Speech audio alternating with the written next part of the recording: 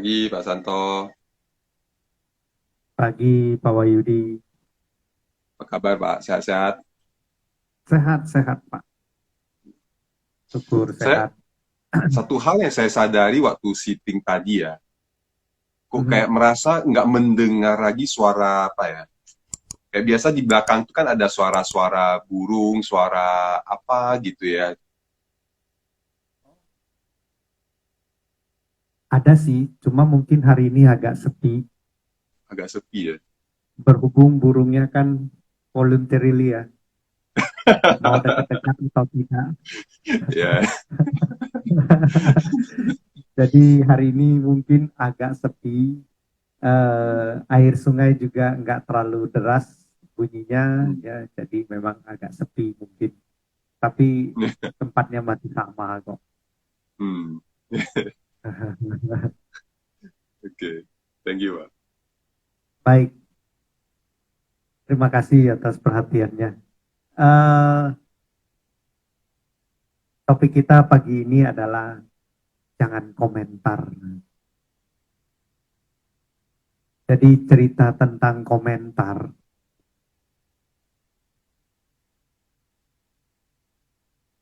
Kalau kita nonton ada acara ini ya di TV gitu, pertandingan olahraga, misalnya pertandingan bola, bulu tangkis, ya macam-macam lah ya. Maka kemungkinan akan ada yang namanya komentatornya. Ya, benar ya. Dan komentator ini ya memang kerjanya cuman komentar. Misalnya kita ambil saja eh, bulu tangkis deh ya. Kita akan cukup berpotensi juga ya di Indonesia ya, cukup berpotensi juga di bulu tangkis ini. Nah, ketika ada seorang pemain yang sedang bertanding, nanti kan komentatornya mungkin eh, ya saya nggak gitu jago untuk komentar seperti komentatornya, tapi kira-kira kan seperti oke, misalnya ya di smash ya, wah agak melebar sayang sekali ya. Eh, Mungkin eh, perlu diperhatikan sedikit, jangan terlalu melebar ke kanan gitu ya.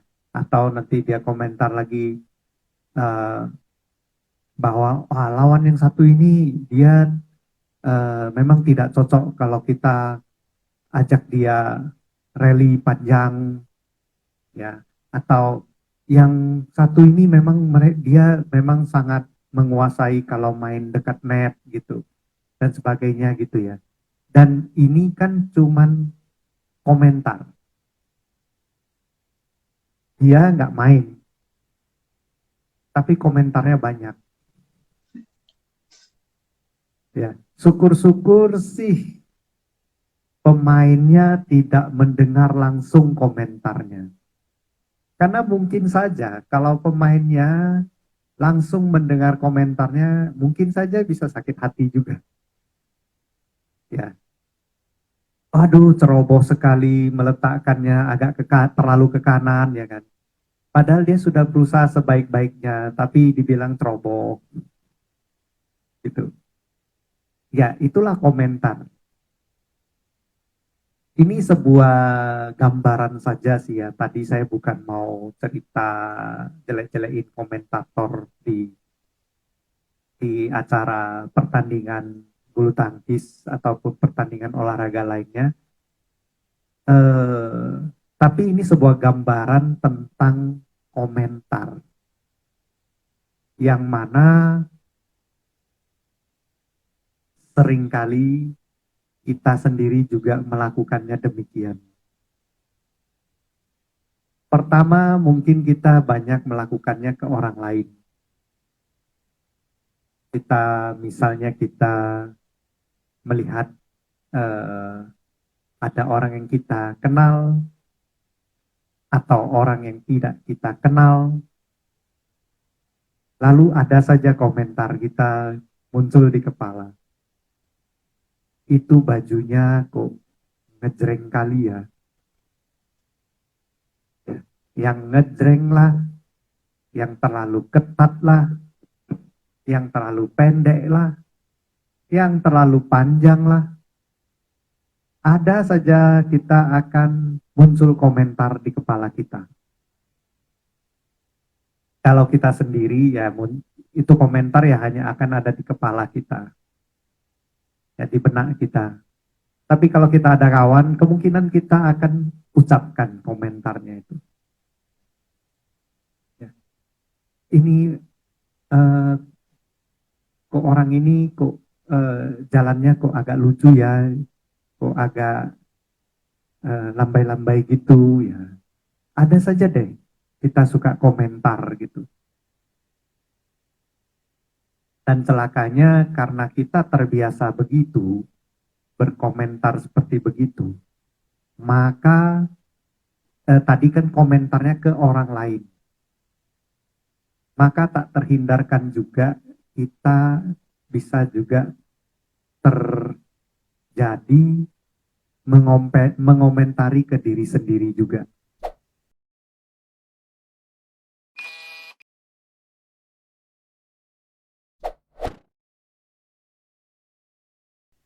Dan ini akan sangat mengganggu kalau kita sedang meditasi. Ya justru kita meditasi memang kita mau mengheningkan pikiran kita dan mengurangi komentar-komentar itu. Ya, jadi kita duduk, diam, hening, nafas masuk, nafas keluar, kita sadari terus nafas kita. Nah, nanti akan ada saatnya tiba-tiba akan ada muncul pikiran. Itu memang sesuatu yang sulit dihindari. Tapi kalau muncul pikiran dan tidak kita komentari, mungkin tidak akan berkepanjangan. Ya, muncul pikiran, nanti saya mau sarapan apa ya? Oh, saya sarapan Indomie aja deh. Ya udah. Kalau cuma sampai segitu, ya selesai. Oke, saya kok mikirin sarapan ya, saya kembali ke nafas, kan selesai. Tapi sering tak terhindarkan ada saja komentar kita ya. Aduh, Indomie lagi. Udah seminggu ini saya makan Indomie dulu. Ya. Belum lagi nanti kalau ada baca artikel atau gosip atau apa gitu, entah makan Indomie bagus, makan Indomie nggak bagus. Jadi makin banyak aja komentarnya. Dan komentarnya ini ya komentar di kepala kita sendiri yang menyusahkan kita sendiri. Gitu. Nah, ketika kita berlatih meditasi, kita perlu selalu mampu mau menyadari hal tersebut. Dan kalau ada muncul pikiran, jangan membiasakan untuk melanjutkan pikiran tersebut dan mengomentarinya. Ya, belajar hening. Dan itu sebenarnya juga ini efeknya bolak-balik ya. Kita dari meditasi ke aktivitas kita sehari-hari, dan aktivitas sehari-hari juga dapat berpengaruh ke meditasi.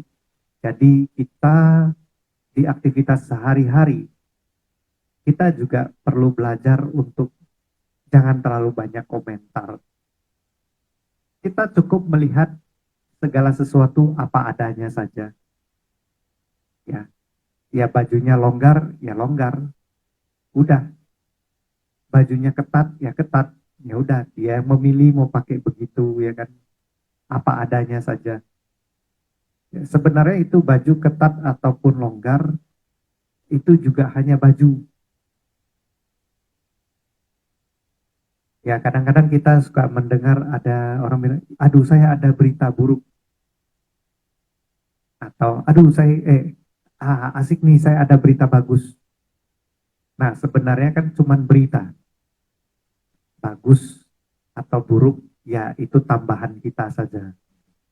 Yang benar itu ya hanya berita. Jadi demikian mengenai komentar Pak Wahyudi. Silakan Pak Wahyudi tambahkan. Yeah. Thank you Pak Santo. Seperti biasa saya lebih ke ya menjadi sebuah wake up call bagi kita, buat teman-teman yang begitu jago misalnya berkomentar kepada orang lain maupun kepada diri sendiri. Dan kalau itu terjadi, biasanya kalau dari pengalaman saya dan kalau tadi saya dengar dari Pak Santo, ada kecenderungan bahwa kita punya apa ya, istilahnya batin yang nggak tenang gitu. Dengan batin yang nggak tenang, maka kita punya kecenderungan mau apa ya, mengkomentari sesuatu gitu kepada bahkan ya kepada diri sendiri yang akhirnya tadi nggak hanya di satu baris gitu, tapi berlapis-lapis terjadinya. Misalnya saya lakukan misalnya tadi lagi duduk gitu, terus dia muncul satu pikiran mau makan apa, aduh kenapa ya saya mikir ini, gitu kan nggak boleh, harusnya di sini harus itu dan sebagainya gitu, yang akhirnya malah membuat makin menderita gitu.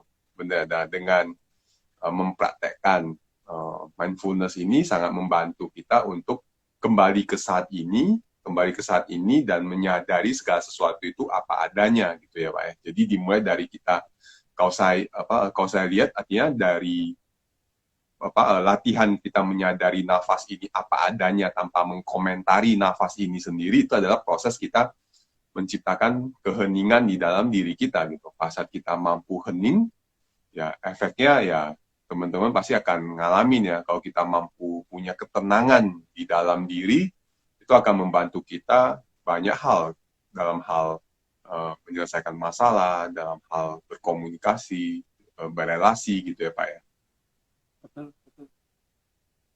Betul Pak.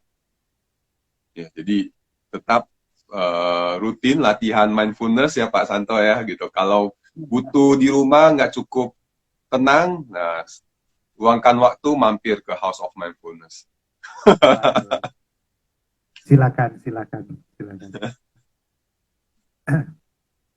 Baik, ada lagi Pak, silakan. Udah cukup Pak. Thank you Pak untuk wake up call. Oke, baik. Mungkin dari saya juga itu aja. Jadi bila teman-teman ada yang ingin bertanya ya, boleh silakan untuk ketik di kolom chat, atau jika ingin mengusulkan sesuatu topik itu boleh juga di DM juga boleh ya. Mungkin akan saya pertimbangkan untuk sebagai topik minggu berikutnya gitu ya. Kita selesaikan dulu, kita akhiri dulu sesi kita pagi ini. Terima kasih teman-teman yang sudah bergabung. Pak Santo, Bu Sri, thank you. Terima kasih Pak Wahyudi. Ya, kita akan akhiri sesi kita pagi ini ya, mudah-mudahan memberi manfaat bagi sahabat terkasih semua. Kita akan tutup sesi kita pagi ini dengan mendengar 3 bunyi genta.